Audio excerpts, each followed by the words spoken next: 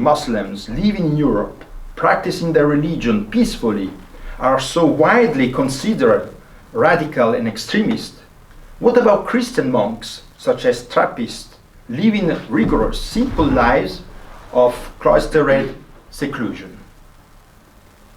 For many people, these monks are just as extreme and radical, just as fanatical for their countercultural way of living their faiths as Muslim women wearing hijab.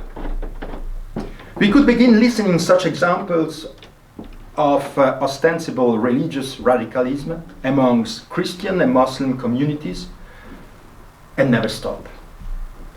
Thus, the application of words like radical and extremist in practice would often seem to depend on subjective perspective. This is the case with the word religion too. Its meaning is not so evident as we might think or believe. Of course, religion is usually associated with the name of God or with another name, such as a supreme being.